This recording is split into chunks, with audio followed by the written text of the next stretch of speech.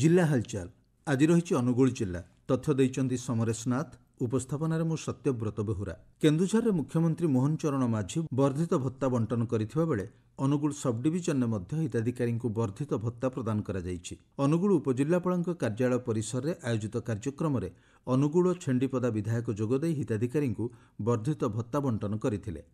80 वर्षर ऊर्ध्व और 80% अधिक दिव्यांग 3500 टंका सहायता प्रदान करा जायतिला। अनुगुल जिले में विभिन्न क्षेत्रर 10,229 जन हिताधिकारी एही वर्धित भत्ता बंटन करा बेले अनुगुल उपखंड मोट 3,940 जन हिताधिकारी एही वर्धित भत्ता पाइबे।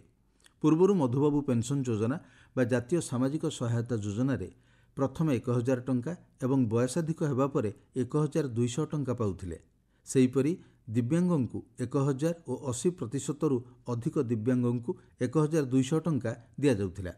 वर्तमान एही वर्धित भत्ता योग्य हिताधिकारी मिलिथिबा बेले एहाकु नै हिताधिकारी माने खुशी व्यक्त करिसंती। ए संपर्क में अनुगुल विधायक प्रताप चंद्र प्रधान कहिसंती, मुख्यमंत्री मोहन चरण माझी प्रधानमंत्री नरेंद्र मोदी जी और जिला सुभद्र धर्मेन्द्र प्रधान जो भाषण मान कही आम तुरंत सरकार आसे 3,500 टका देव। आज तार शुभारंभ है खंडीपदार आम दुई विधायक रही अगस्ती भाई आम समस्त जहाँ सरकार आम कही आज पूरण कलु जहाँ कथा रखिलु जो मान दिगला पैसा आम भावुँ आज देकी आम निजे निजक धन्य मन करुँ। जो टाइम दरकार पैसा से टाइम मुख्यमंत्री समस्त गोटे प्रदान कले तेणु यहाँ खुशी खबर ना। प्रतिवर्ष भली एवर्ष मध्य जनवरी मास प्रथम सप्ताह सड़क सुरक्षा और परिवार रक्षा वार्ता को नहीं सड़क सुरक्षा सप्ताह 2025 पालन करा जायछि।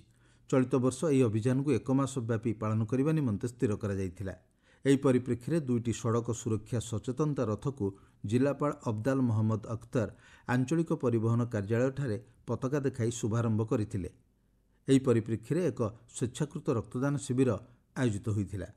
2टी सचेतनता रथ जिलार विभिन्न अंचल बुली सड़क सुरक्षा संपर्क में वार्ता पहुंचाइथिला।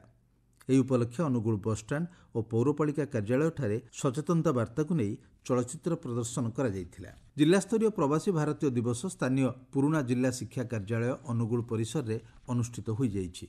उत्सव मुख्य अतिथि भाव अतिरिक्त जिलापाल प्रताप प्रीतिमय, सम्मानित अतिथि भाव जिला विज्ञान पर्यवेक्षक अंबुज कुमार गणनायक उपस्थित रहिथिले। कार्यक्रम मुख्य अतिथि श्रीजुक्त प्रीतिमय तांकर संभाषण छल छात्र छात्री माननकु भारतर विकास क्षेत्र में प्रवासी भारतीय अवदान अतुलनीय बोली कहिथिले। जनवरी मास 30 तारिख ठारू फेब्रुआरी मास 13 तारिख पर्यंत हेबाकु थिबा कुष्ठ सचेतनता अभियान उपलक्षे अनुगुल जिलास्तरीय समन्वय कमिटी बैठक अनुष्ठित हो जाइछि। एथिरे जिला परिषद अध्यक्षा बबिता प्रधान अध्यक्षता करथिले। बैठक में जिला मुख्य चिकित्सा और जनस्वास्थ्य अधिकारी डॉक्टर शिवानंद महांती मध्य उपस्थित थिले। सर्वप्रथमे जिला कुष्ठरोग अधिकारी डॉक्टर सूर्यनारायण दत्त एही अभियान निमंते प्रस्तुति और कार्यकारिता संपर्क में उपस्थित सदस्य माननकु अवगत कराइथिले। एही अभियान अंतर्गत जिलार समस्त गाँ कल्याण समिति, ग्राम पंचायत, स्वास्थ्य और आरोग्य केन्द्र में कुष्ठरोग निराकरण संपर्कित व्यापक जनसचेतनता कार्यक्रम आयोजन कराଯିବ ବୋଲି जଣାपड़ी। अनुगुल विजु मैदान ठारे जिलास्तरीय कृषि जंत्रपाति मेला और कृषि महोत्सव उद्घाटित हो जाइछि। कार्यक्रम मुख्य अतिथि भाव में पालहड़ा विधायक अशोक महांती जोगदे कृषि भारतर आत्मा बोली कहिसंती।